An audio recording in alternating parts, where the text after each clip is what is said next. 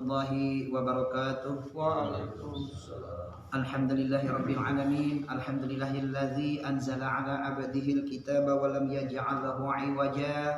Asyhadu an la ilaha illallah wahdahu la syarikalah wa asyhadu anna Muhammadan 'abduhu wa rasuluh. Allahumma shalli ala sayyidina Muhammad wa ala ali sayyidina Muhammad.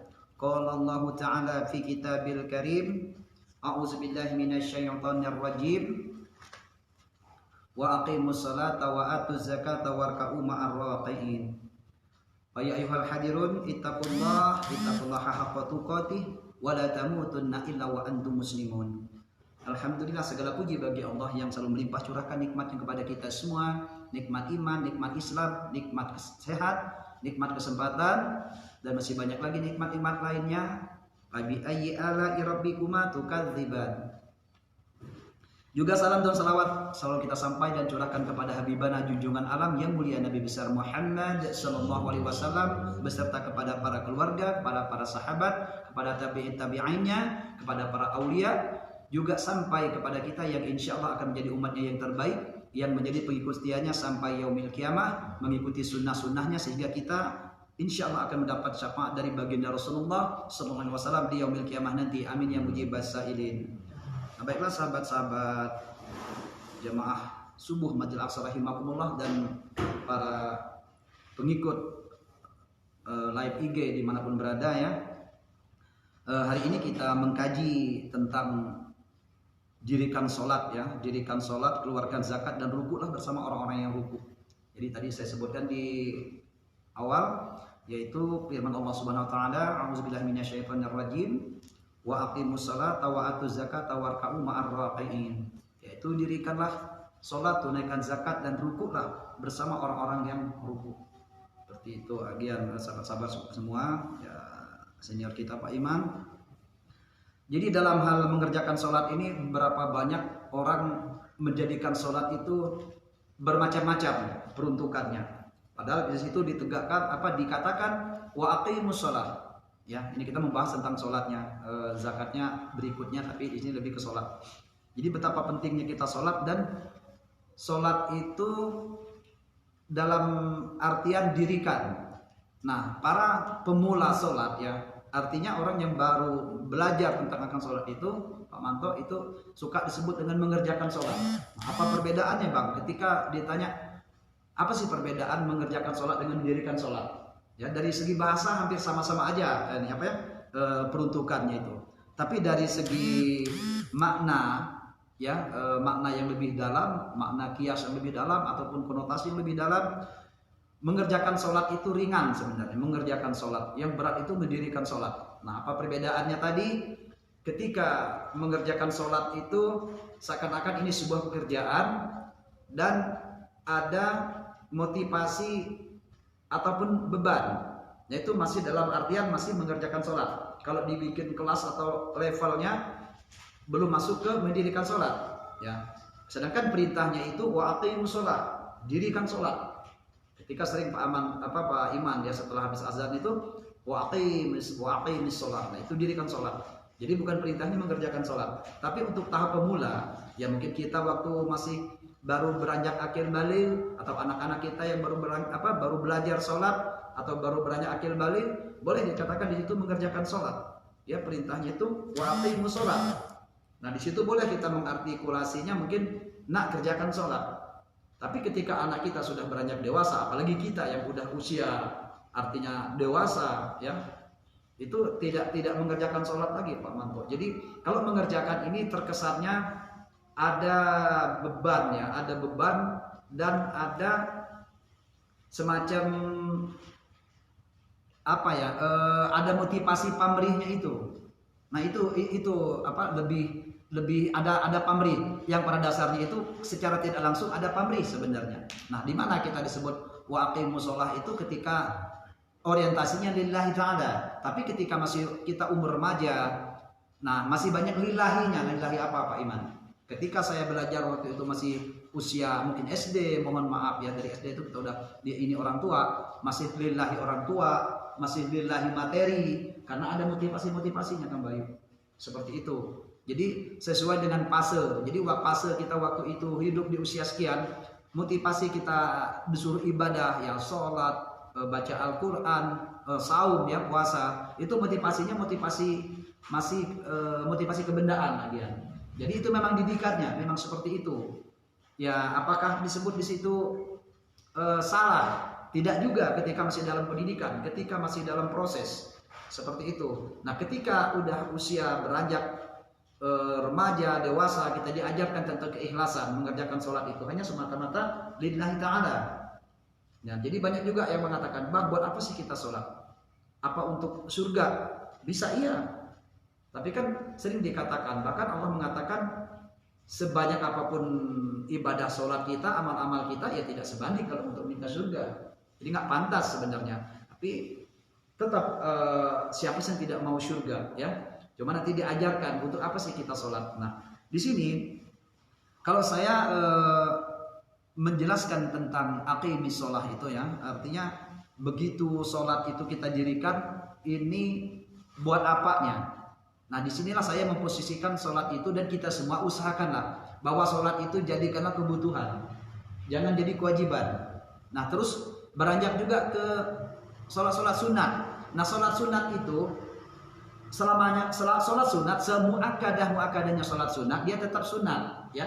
Nah tapi bagi kita yang sudah mulai mengerti akan betapa pentingnya sholat, jadikanlah sholat sunat itu wajib, bukan hukumnya yang wajib. Nah di sini harus dipisahkan Pak Iman. Jadi ketika orang udah terbiasa dengan sholat sunat duha, nah dia merasa nggak nyaman ketika ketinggalan satu kali aja sholat duha. Ini sering saya katakan buat diri sendiri dan keluarga. Ketika kita udah terbiasa dengan sholat sunat, ketika kita sudah terbiasa dengan sholat witir, nggak enak kalau meninggalkan witir, Pak Bayu. Seperti itu. Nah, sholat sunat witir itu boleh dilakukan di awal waktu, boleh dilakukan di akhir waktu. Nah, ketika mau tidur daripada nggak ada kerjaan yang lebih ini, oke lah masih utak-atik handphone segala macam, laptop ya, atau baca-baca. Ya, ketika nanti memang was-was untuk tidak bisa terbangun di sepertiga malam, ya udah sholat sunat witir di awal waktu. Karena dua sahabat telah mencontohkannya. Ya seperti apa Umar bin Khattab yang lebih muda, lebih lebih mengawalkan waktu. Atau sebaliknya seperti apa Sayyidina Abu Bakar lebih mengawalkan waktu. Dua-duanya boleh seperti itu. Nah jadikanlah sholat itu kebutuhan. Jadi ketika sholat itu jadi kebutuhan hidup seseorang ya seorang muslim, dia kan tidak ada beban. Sama dengan dia kebutuhan materi, kebutuhan makan minum. Nah ketika dia tidak makan dia seperti apa? Ketika dia tidak minum dia haus. Nah sama kita diniatkan nawaitukan sholat itu jadilah kebutuhan. Ketika kita tidak sholat berarti kita haus. Ketika kita tidak sholat berarti rohani kita lapar. Seperti itu yang dimaksud dengan waqimus sholat, mendirikan sholat ya. Terus orang yang mengerjakan sholat masih belum memahami betul perbedaan mana baik dan buruk. Orang yang mengerjakan sholat mungkin masih korupsi, tapi orang mendirikan sholat insya Allah dia udah paham betul. Wah saya diawasi oleh Allah, saya tidak perlu diawasi manusia. Tapi bentuk pengerjaan masih ada pamrih. Artinya mengerjakan sholat itu saya mengerjakan sholat ini tujuannya surga. Saya mengerjakan sholat duha ini tujuannya materi. Saya mengerjakan sholat sunat tahajud, hajat ini tujuannya materi. Nah ini yang terjadi. Padahal di setiap bentuk sholat dan macamnya sholat itu semata-mata karena Allah. Tapi memang di situ ada pendefinisian. Ya, ada beberapa penafsiran. Buat apa sih sholat duha? Ternyata Allahumma inna duha ukawal baha ukawal jamala jamaluka wal quwata quwatuka wal qudrata qudratuka wal ismatuka Allahumma in kana rizqi. Ternyata ada rezeki di situ. Apa yang termaktub di doa-doa itu? Ya Allah, kalau memang rezeki saya masih tinggi, masih di atas, tolong ke bawahin, tolong dijatuhin ke bawah. Kalau memang rezeki saya masih ada di dalam bumi atau di kolong langit, tolong nampakkan. Ternyata seperti memang ada di sholat duha itu seperti itu. Orientasinya itu dunia ada. Tapi maksud saya ketika berbicara aqimis sholat, mau sholat sunat duha, mau sholat apalagi sholat fardu, orientasinya semata-mata lillahi ta'ala. Makanya terkadang terlalu banyak ya saya sendiri mungkin terlalu banyak doa itu berlebihan permintaannya. Padahal apa yang terjadi? Ketika kita duduk di dalam duduk tasyahud itu ya. Di duduk tasyahud dalam sholat itu doa semua. Ada Rabbil firli, ya Allah ampunilah dosaku. Ya, warhamni wajiburni, tutuplah aibku ya Allah. Ya. Jadi itu udah doa semua. Ada beberapa sahabat saya mengatakan, buat apa Bang kita berdoa lagi setelah sholat? Karena di duduk dua sujud itu apa?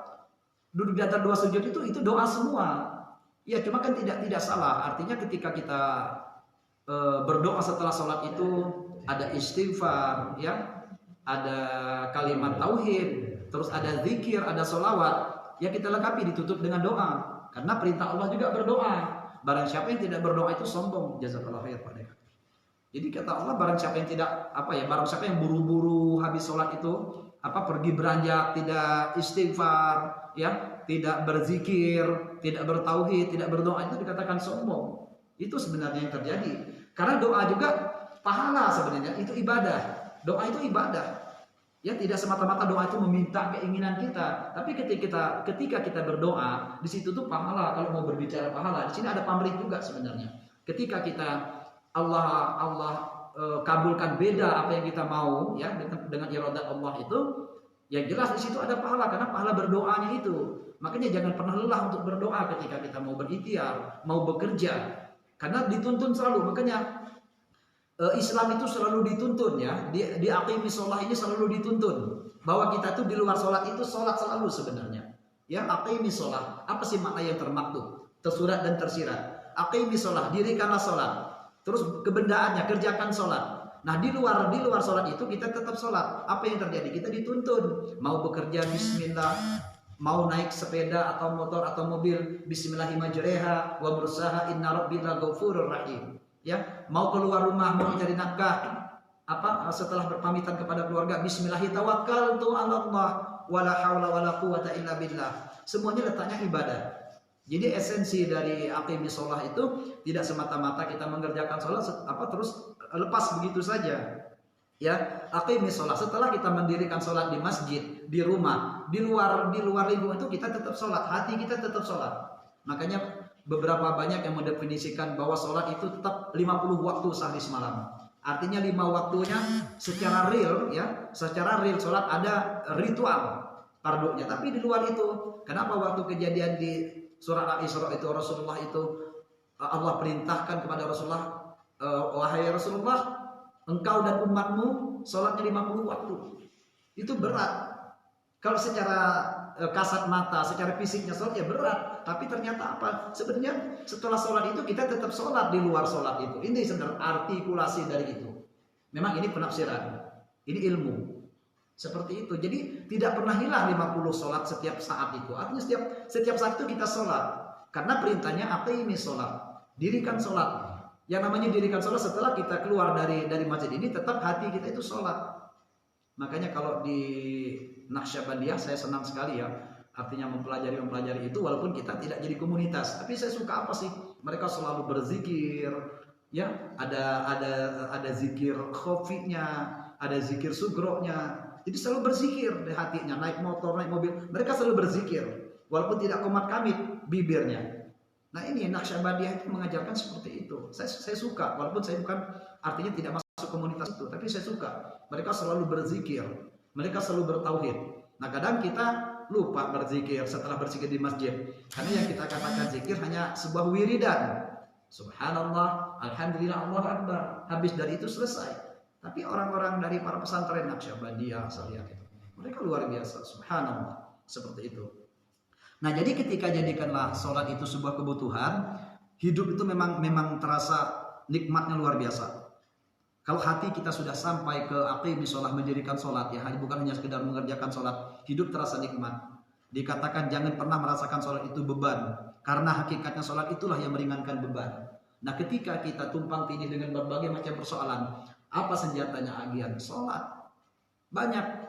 Bukan hanya sholat fardu aja, ketika hati ini gundah, silakan sholat sunat mutlak. Waktunya pun tidak pernah, artinya ada batasan, kecuali waktu-waktu yang dilarang, ya. Tidak boleh langsung sholat sunat habis asar, tidak boleh langsung sholat sunat habis sholat subuh, kecuali taklim dulu, ya, iktikaf dulu, baru nanti sholat syuruk atau sholat isyraq, ya.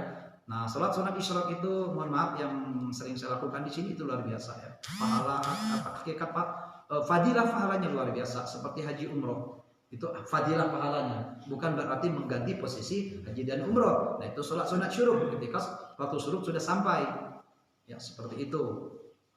Jadi ketika orang udah dewasa masih berasumsi sholat itu jadi kewajiban, ya sholat fardu itu memang berat ya. Jadi apa-apa, jadi kayak hati itu dibatasi oleh ruang dan waktu. Aduh, sholat lagi nih, lagi kerja. Nah itu karena apa?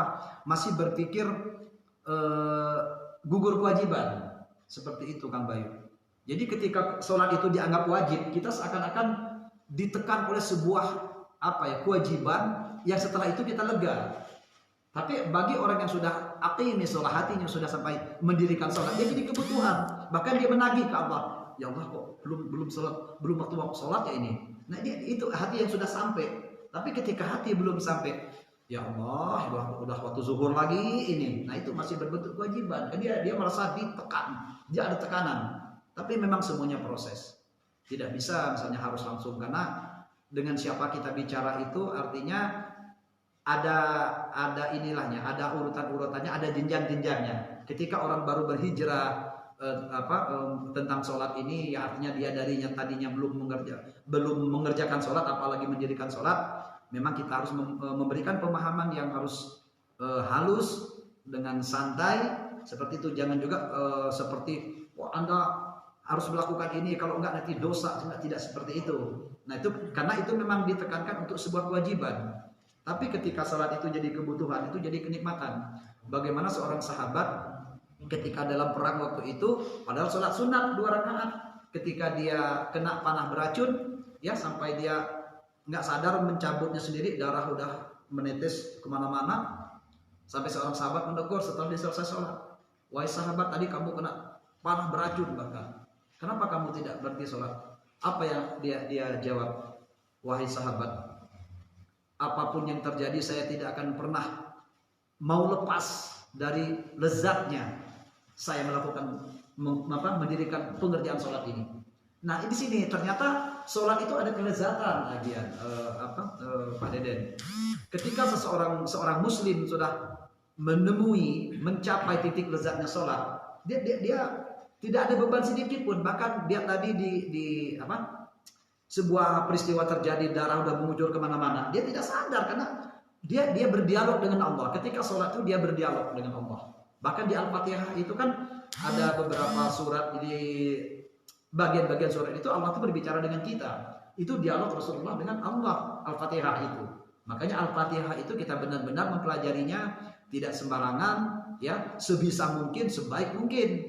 Baik makhrajul hurufnya, karena sangat menentukan, apalagi sholatnya sendiri, ya. Kalau sholat berjamaah, insya Allah kekhawatiran itu masih bisa kita tutupin karena sholatnya berjamaah. Karena kita tidak baik Al-Fatihahnya, tapi ada yang lebih baik atau ada satu yang baik di antara jamaah itu, kita kena semuanya. Nah itulah pentingnya sholat fardu berjamaah. Jangan sholat sendiri kalau sholat fardu. Karena apa? Terkadang kalau memang nggak urgent banget, saya juga merasa kecewa ketika tidak bisa berjamaah. Kenapa? Saya sendiri juga tidak yakin dengan Al-Fatihah saya sudah baik. Tapi ketika kita berjamaah 2-3 orang, bahkan 40 orang, satu aja yang baik Al-Fatihah di situ, kita kena semuanya. Karena analogi sholat berjamaah itu, ya, tamsil sholat berjamaah itu seperti gabah sekilo digabung dengan 9 kilo gabah. Jadi gabah yang kurang baik, ya padi yang kurang baik, yang kopong, digabung dengan 10 kilo atau 9 kilo yang baik. Nah itu masuk ke sana harganya kalau dijual. Itu analogi dalam Islam itu, atau tamsil. Tapi kalau sholat sendiri seperti gabah atau butiran padi yang sekilo. Ya kalau kopong ya kopong semua hasilnya. Nah ini ruginya sholat sendiri. Jangan sholat sendiri, sholat fardu itu, ya. Kecuali sholat sunat. Nah sholat sunat pun ada beberapa sahabat yang mengerjakannya, artinya seperti sholat tarawih, qiyamul lail boleh berjamaah. Seperti itu, ya. Tapi kalau sholat fardu usahakan semaksimal mungkin, sebisa mungkin kita melakukannya berjamaah. Walaupun cuma 2 orang. Bahkan saking kita mengutamakan berjamaahnya, ini tuntunannya insya Allah. Ketika kita sudah terlambat masuk ke dalam satu masjid, ya, kita tadinya udah dari mana, memang karena macet atau memang hujan, terus masih ada orang di masjid melakukan sholat, bahkan dia sholat sunat. Kita boleh menepuk bahunya, kita bermakmum Pak Imam. Boleh. Dia tetap niatnya sholat sunat, kita berjamaah. Nah disinilah Islam itu agian. Jadi jangan terpaku, jangan mengambil kesulitan-kesulitan. Nah ini juga penting saya jelaskan ke DKM-an kita. Apakah boleh nggak Bang kita sholat jadi masbuk ketika orang sholat sunat? Boleh. Niatnya masing-masing. Saking Allah itu menekankan kita ayo berjamaah sholat itu. Jadi ketika orang ada ba'da, dia ba'da zuhur, dia Allahu Akbar, kita tepuk boleh. Nah dia yang sudah paham, dia tidak akan mempermasalahkannya. Kita tetap Allahu Akbar. Kita niatnya berjamaah zuhur, dia niatnya sholat sunat Pak Odang. Boleh Pak. Itu tuntunannya jelas. Jangan sholat sendiri, apalagi di masjid. Seperti itu.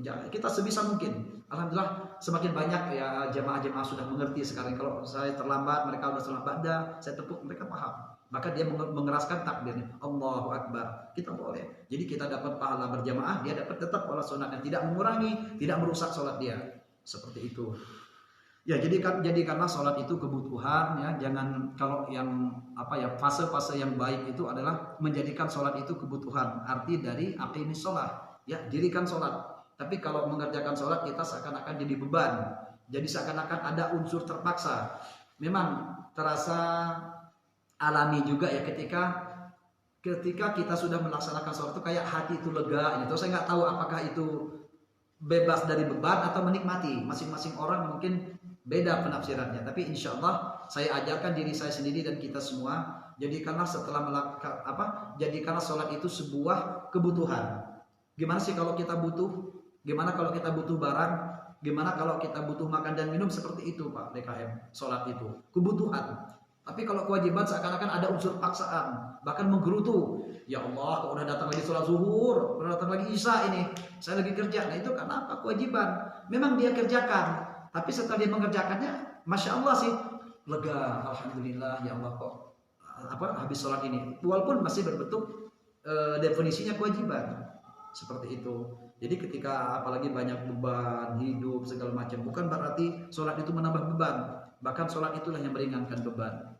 Seperti itu. Karena di Al-Baqarah itu ya sering dikatakan wa aqimus shalah wa atuz zakat warka'u ma'ar raqiin. Dirikanlah sholat, tunaikan zakat dan rukuklah bersama orang-orang yang rukuk. Masih ada? Sudah? Sudah?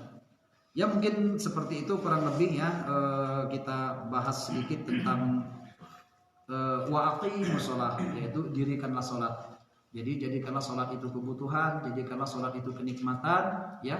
Jangan jadikan sholat itu kewajiban yang berat, jangan jadikan sholat itu jadi unsur keterpaksaan pengerjaannya, ya. Insyaallah mudah-mudahan kajian ini bisa menjadi manfaat buat saya pribadi dan buat kita semua dan juga buat para pengikut live Instagram kita di Masjid Al-Aqsa. Insyaallah untuk esok hari kita lanjut lagi. Kami mohon maaf atas segala kekurangannya, ya, benarnya dari Allah SWT dan salah itu dari saya pribadi. Ya.